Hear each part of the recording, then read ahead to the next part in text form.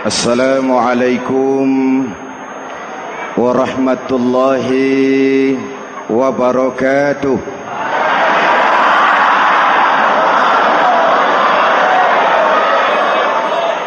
Alhamdulillahi rabbil alamin. Wassalatu wassalamu ala ashrafil mursalin Sayyidina wa maulana Muhammadin wa ala alihi wa sahbihi ajmain, amma ba'du. Para ulama yang saya muliakan, hadirin hadirat ma'asyiral muslimin yang saya cintai, banyak kita alami perubahan-perubahan yang terjadi, baik perubahan yang menyangkut sosial budaya, lebih-lebih yang menyangkut sosial politik. Yang tidak banyak mengalami perubahan adalah sosial ekonomi. Bahkan angka kemiskinan kita naik menjadi 3/5 dari total penduduk kita hidup di bawah garis kemiskinan, dan 20% diantaranya miskin mutlak. Perubahan-perubahan yang terjadi menyadarkan kita kepada kebenaran Al-Quran ketika Allah menyatakan wa tilkal ayyamu nudawiluha bainan nas. Hari itu kami putar di antara manusia. Ada saat datang, ada waktu pergi. Ada hari lahir, ada saat kembali. Ada waktu dilantik, ada saat menyerahkan jabatan. Hari kami putar di antara manusia dan hidup cuma sekadar menunggu giliran. Soalnya kemudian di tengah perubahan-perubahan yang terjadi begitu cepat, what must we do now?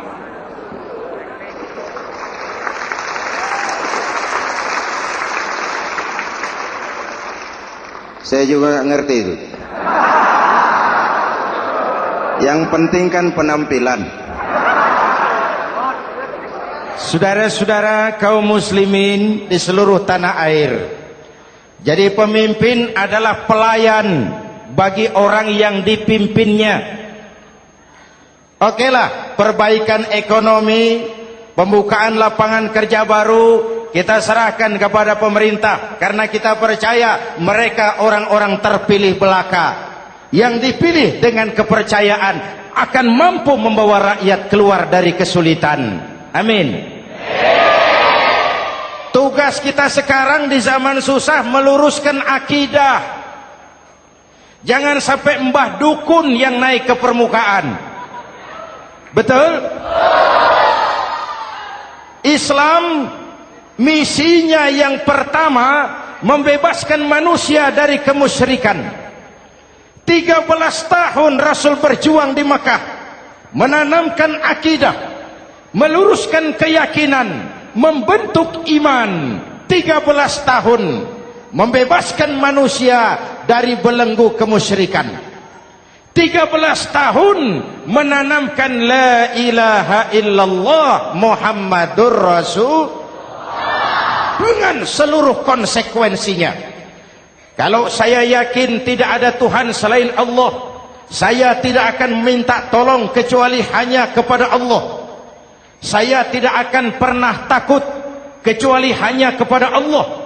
Saya tidak akan menggantungkan hidup kecuali hanya kepada Allah. Saya tidak akan minta rizki kecuali hanya kepada Allah. Saya tidak akan melarikan persoalan kecuali hanya kepada Allah. Kalau konsekuen dengan keyakinan ini, mbah dukun nggak dapat tempat.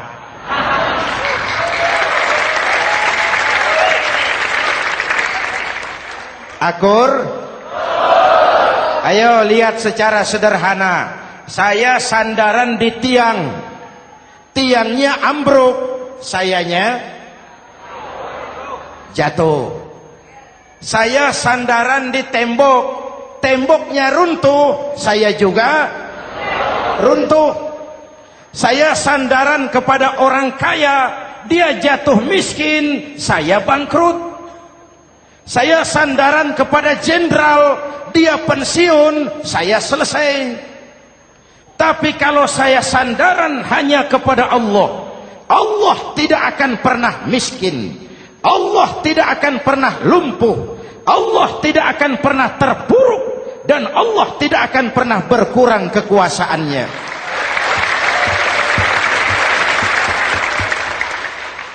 Maka umat Islam, sesulit apapun zaman yang kita hadapi, Allah juga tempat kita bersandar.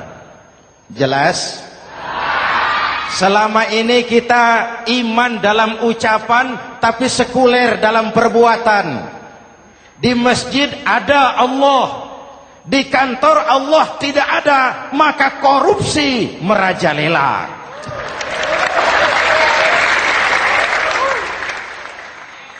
Di masjid ada Allah, di pasar Allah tidak ada, maka timbangan tetap curang. Kita iman dalam ucapan, tapi sekuler dalam perbuatan. Oleh karena itu, sesulit apapun zaman yang kita hadapi, iman jugalah pegangan kita, Allah juga tempat kita bersandar. Boleh zaman berubah, akidah jangan sampai goyah. Karena iman kita hidup, untuk iman kita berjuang, dan dalam iman kita ingin kembali menghadap Allah Subhanahu. Selama ini manusia Indonesia kita lebih banyak diisi otaknya, hati sering kosong, agama dangkal, akidah rapuh, moral rendah. Memang kemudian muncul banyak orang-orang pintar, cuma sayang tidak benar. Indonesia kita bangkrut, Indonesia kita terpuruk, Indonesia kita sakit parah kalau diurus orang yang cuma pintar tapi tidak benar. Kita perlu orang-orang pintar, tapi kita lebih perlu orang benar. Jelas? Kalau cuma pintar tapi tidak benar, itu yang sering saya sampaikan, nanti disuruh ngurus beras malah nimbun beras.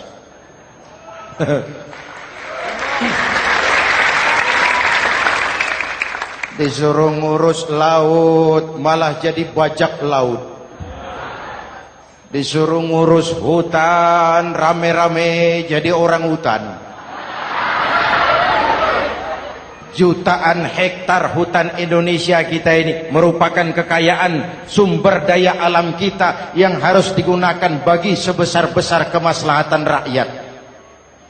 Yang disuruh ngurus hukum malah bikin hukum seperti pisau, tajam ke bawah, tumpul ke atas. Jangan heran lalu di masyarakat muncul street justice, pengadilan jalanan, sebagai refleksi dari ketidakpuasan melihat sikap hukum yang sangat berpihak. Kalau yang kecil salah, hukum cepat-cepat ditegakkan.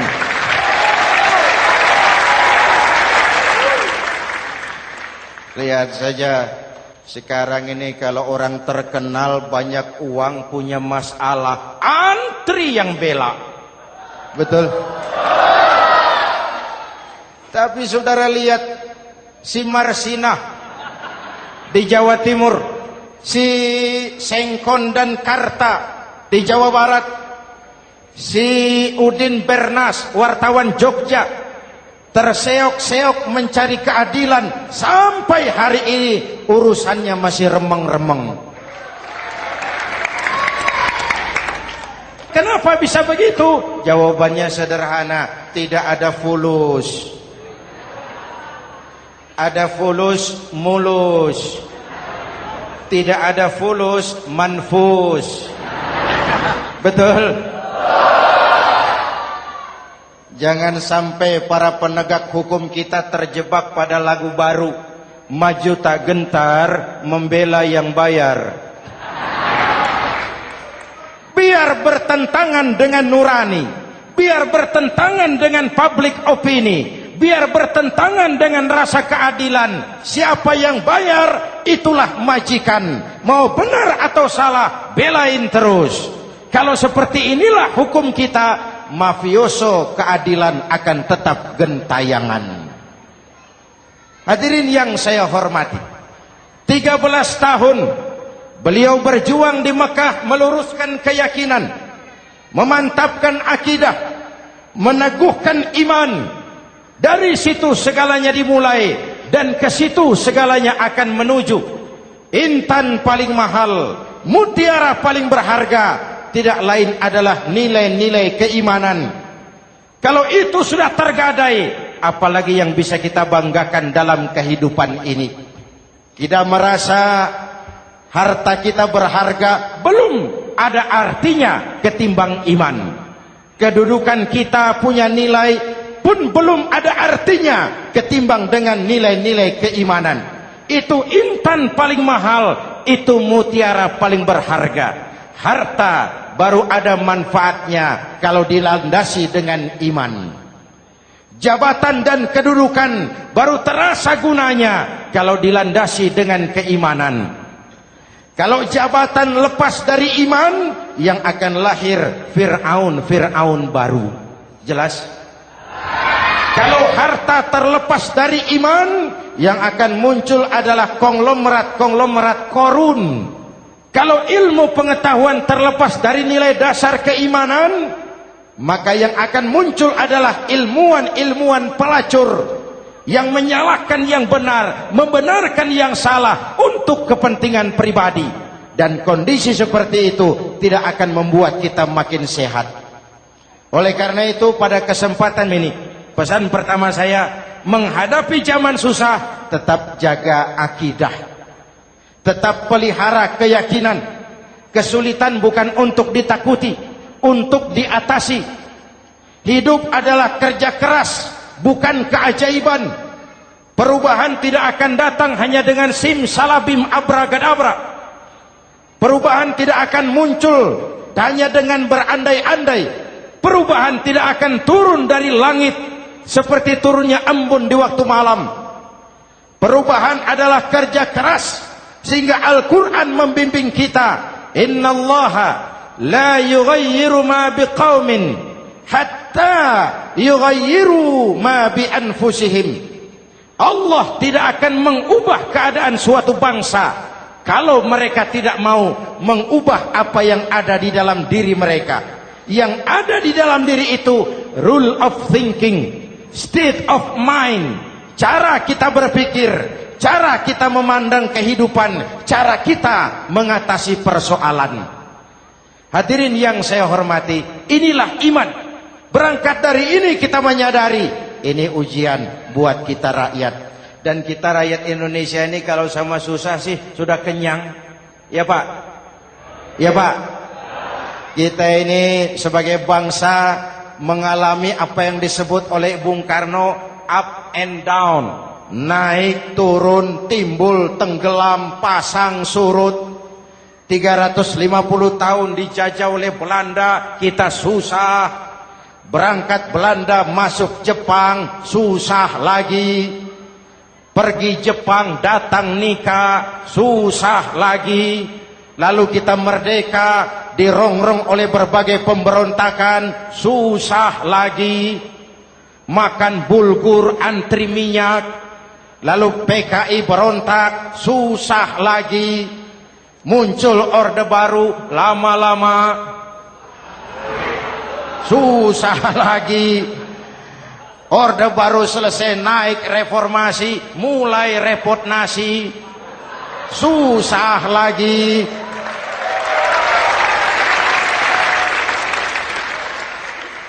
Kalau susah kita ini sudah akrab, sudah intim. Mestinya kalau sudah susah seperti itu, jangan salah sikap menyikapi kesusahan. Jangan sampai kita potong kompas, ambil jalan pintas, terjebak menghalalkan segala cara. Itu tidak akan menguntungkan, itu tidak akan menyelesaikan. Kalaupun selesai, nampaknya penyelesaian sesaat. Dan penyelesaian sesaat bukan penyelesaian yang sebenarnya. Karena itu tetaplah dalam koridor keimanan. Boleh zaman berubah, akidah jangan sampai goyah. Silahkan masa berganti, tapi keyakinan jangan mati. Sekali la ilaha illallah, sampai tetes darah paling penghabisan, tetap la ilaha illallah. Sanggup? 3 orang. Sanggup? 21. Sanggup? Kalau sanggup kita harus konsekuen. Saudara-saudara di seluruh tanah air, misi yang kedua dari Islam setelah membebaskan manusia dari kemusyrikan, membebaskan manusia dari ras diskriminasi, mengikat manusia dengan tali akidah. Sebelum Islam datang, manusia dibedakan oleh warna kulit, manusia dibedakan oleh faktor keturunan, manusia dibedakan oleh faktor harta dan benda. Adalah Rasul yang mengajarkan, innallaha la yanzuru ila suwarikum wala ila amwalikum walakin yanzuru ila qulubikum wa a'malikum. Allah tidak melihat potonganmu, Allah tidak melihat hartamu. Yang Allah lihat itu adalah hatimu dan amal perbuatanmu. Jauh sebelum Amerika teriak-teriak membanggakan apa yang mereka sebut sebagai Declaration of Independence, Nabi sudah mengajarkan kepada kita semua, annas kulluhum li Adam wa Adam min turab, la fadla li arabiyyin ala ujamiyyin illa bittaqwa. Seluruh manusia berasal dari Adam. Adam diciptakan dari tanah. Tidak ada kelebihan Arab dengan yang bukan Arab kecuali takwanya. Jauh sebelum Amerika mencanangkan bahwa semua manusia dilahirkan sama, that all men are created equal. Jauh sebelum itu Islam sudah membebaskan manusia dari ras diskriminasi.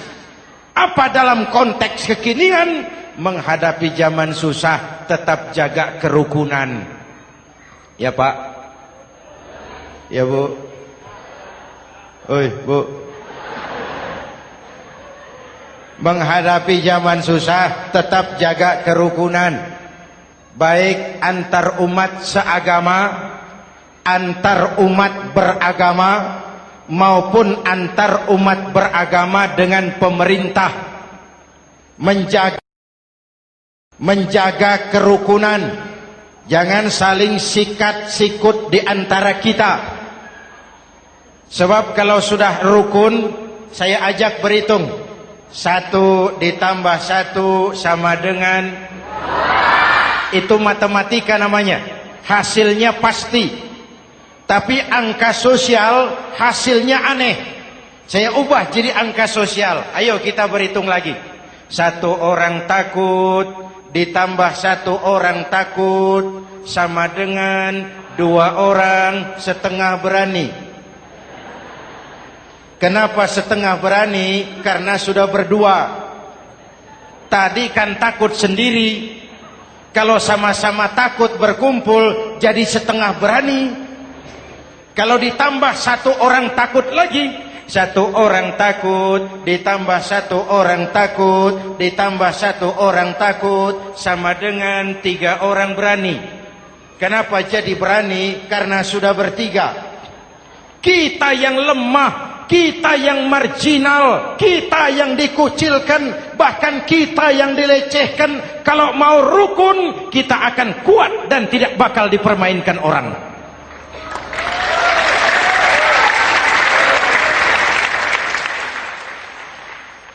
Tapi kalau rukunnya yang satu mau menikam yang lain, saya ajak berhitung lagi. Yuk berhitung yuk. 1 ekor ayam ditambah 1 ekor musang sama dengan 1 ekor musang. Kemana ayamnya? Dimakan musang. Betul nggak nih hitungan? Ayo kita hitung lagi. 1 ekor ayam ditambah 1 ekor musang sama dengan 1 ekor musang. Kemana ayamnya? Dimakan musang. Jadi kalau kita suka kumpul dengan orang yang mau makan kita, selesailah kita.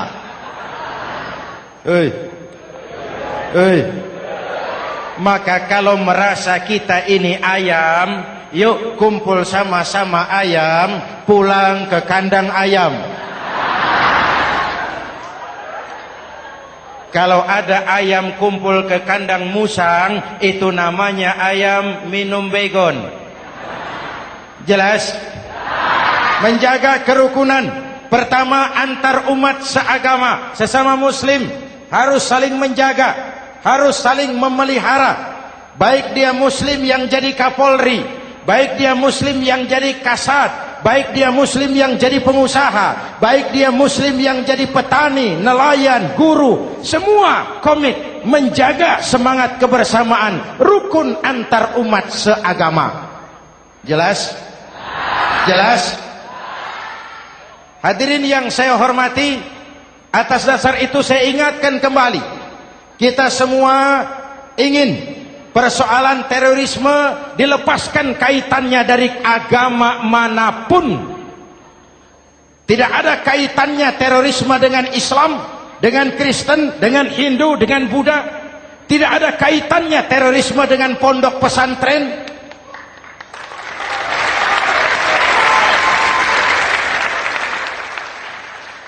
Jangan sampai pesantren jadi kambing hitam. Karena sejak zaman penjajahan, pesantren sudah terbukti memberikan kontribusi bagi perjuangan memerdekakan rakyat Indonesia. Rukun antar umat seagama. Yang kedua, rukun antar umat beragama. Islam ini rahmatan lil, jangankan manusia walaupun berbeda agama, binatang saja dihormati. Ada hadis, fa iza zabahtum fa ahsinuz zibhata. Kalau kamu menyembelih hewan, sembelihlah dengan cara yang terbaik. Jangan menyembelih ayam dengan pisau tumpul. Itu namanya tidak berperi kebinatangan. Yang kecil lagi, saudara buka babul istinja, makruh buang air kecil di tanah yang berlubang. Sebab apa? Pertama, menjaga kesehatan. Siapa tahu di lubang yang saudara buang air kecil itu ada gas beracun. Kalau tidak, melindungi binatang yang ada di dalam lubang. Siapa tahu di lubang yang saudara buang air kecil itu ada semut sedang rapat membahas terorisme. Apa dosanya lalu mati dikencingi? Ini namanya rahmatan lis semut. Binatang saja dilindungi. Maka perbedaan agama tidak harus menyebabkan kita bertolak belakang. Perbedaan agama bukan alasan untuk saling bermusuhan. Apalagi kita sudah menyadari tentang kemajemukan kita, tentang kebinekaan kita, tentang keragaman kita. Rukun antar umat beragama. Saling menghormati, saling menghargai, tapi tetap dalam batas lakum dinukum. Lalu rukun antar umat beragama dengan pemerintah. Hadirin yang saya hormati, yang benar kita dukung, yang salah kita perbaiki dan kita tegur menurut cara-cara yang diajarkan oleh agama kita. Dan sholat berjamaah, pendidikan bernegara yang paling bagus. Tadi kita sholat ada imam, ada makmum, betul? Makmum wajib ikut imam kalau imam benar sholatnya. Rakyat wajib ikut pemimpin kalau pemimpin benar mimpinnya. Masyarakat Islam ini loyal. Masyarakat Islam ini bukan pemberontak. Masyarakat Islam ini taat dan setia. Kapan? Kalau imamnya benar. Imam takbir, makmum. Imam ruku, makmum. Imam i'tidal, makmum. I'tidal. Imam sujud, makmum. Tapi kalau imam keliru, mestinya imam ruku malah sujud. Salah imam ini. Tegur. Siapa yang wajib negur? Makmum yang saf terdepan.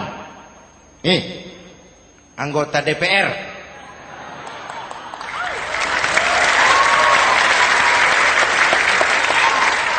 Ini wakil-wakil makmum ini.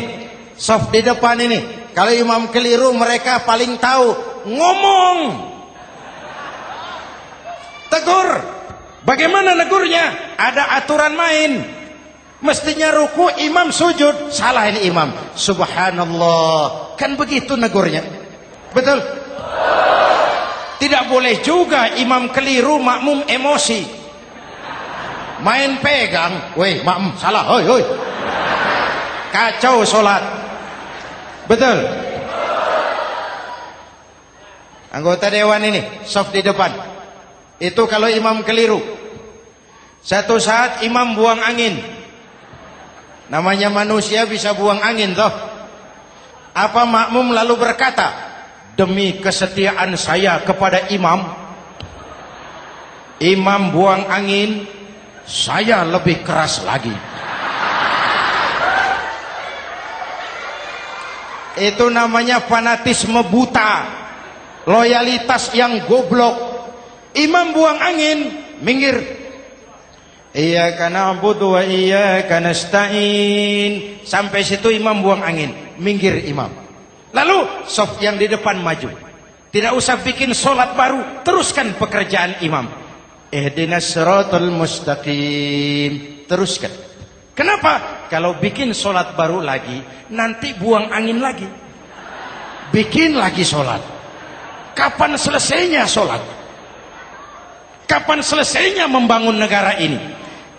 Yang penting imam tahu diri, buang angin, minggir.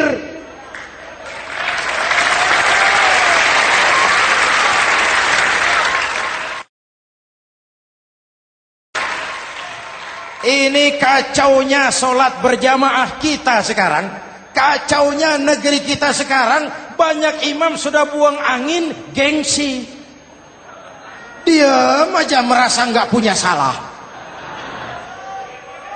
Dikasih tahu sama makmum, imam tadi buang angin ya, malah jawab sedikit. Apa kalau sedikit lalu tidak batal solat itu?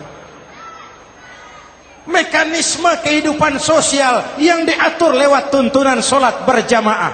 Sehingga Nabi berpesan, kun imaman muta'an au ma'muman muti'an fala takun thalisan jazu'a. Kalau jadi pemimpin, jadilah pemimpin yang ditaati. Kalau jadi makmum, jadilah makmum yang mentaati. Jangan jadi golongan ketiga pemecah belah. Di depan tidak jalan, di belakang takut, ditaruh yang di tengah, di depan didorong, yang belakang ditendang. Ini namanya biang kerok.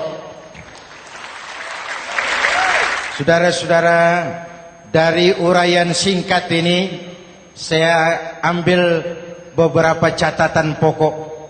Pertama, kalau ada intan paling mahal, kalau ada mutiara paling berharga dalam hidup kita, itu tidak lain adalah karena keyakinan. Hidup jadi indah, hidup jadi berharga, hidup jadi berarti kalau didasari atas sebuah keyakinan. Dan keyakinan itu tidak lain adalah nilai iman kita, akidah kita kepada Allah Subhanahu wa ta'ala. Yang kedua, tetap menjaga kerukunan. Sesulit apapun zaman yang kita hadapi, kita tetap harus menjaga semangat kebersamaan. Kita harus tetap menjadi lem perekat yang menjaga keutuhan, baik sebagai bangsa maupun sebagai umat. Perbedaan adalah wajar, harus dihormati sebagai ciri kehidupan berdemokrasi. Tapi jangan perbedaan menjadi sebab kita bermusuhan, dan jangan perbedaan menyebabkan kita saling berpecah belah. Hormati perbedaan, jangan perbedaan dipandang sebagai permusuhan. Dengan akidah yang kuat dan kebersamaan yang kokoh, ayo kita hadapi kesulitan, kita atasi kesulitan, dan dengan kerja keras untuk menyongsong hari esok yang lebih pasti. Mari kita Fatihah, semoga Allah memelihara kita bangsa Indonesia.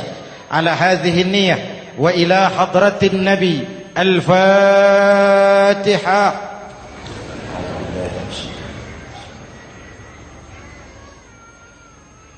Iyyaka na'budu wa iyyaka nasta'in. Ihdinas siratal mustaqim. Siratal ladzina an'amta 'alaihim. Bismillahirrahmanirrahim. Amin. Alhamdulillahi rabbil alamin. Allahumma salli wa sallim mubarak ala sayyidina Muhammadin wa ala alihi wa sahbihi ajma'in. Allahumma rabbana taqabbal minna salatana wa siyamana wa qiyamana wa takhashu'ana wa ta'abbudana wa tammim taksirana ya arhamar rahimin. Allahumma aslih man fi salahihi salahul muslimin. Allahumma ahlik man fi halakihi salahul muslimin. Allahumma rabbana la tu'akhizna in nasina aw akhtana. Rabbana wa la tahmil alaina isran kama hamaltahu ala alladhina min qablina. Rabbana wa la tuhammilna ma la taqata lana bih wa'fu 'anna waghfir lana warhamna anta maulana fansurna 'alal qaumil kafirin. Allahumma ij'alna minas su'ada'il maqbulin wa la taj'alna minal ashqiya'il mardudin. Afdalu ma qultuhu ana wan nabiyyuna min qabli. La ilaha illallah.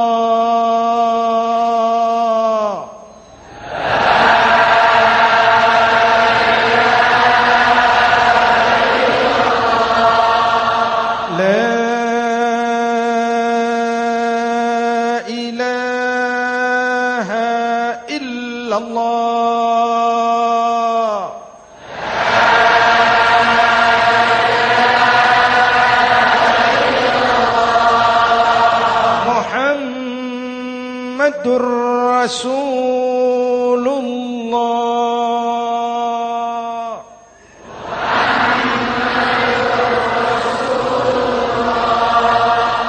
Sallallahu alaihi wa alihi wa sallam. Kalimatu haqqin 'alaiha nahya wa 'alaiha namut wa 'alaiha wa biha nub'atsu insyaallah minal aminin minal aminin minal aminin rahmatika ya arhamar rahimin.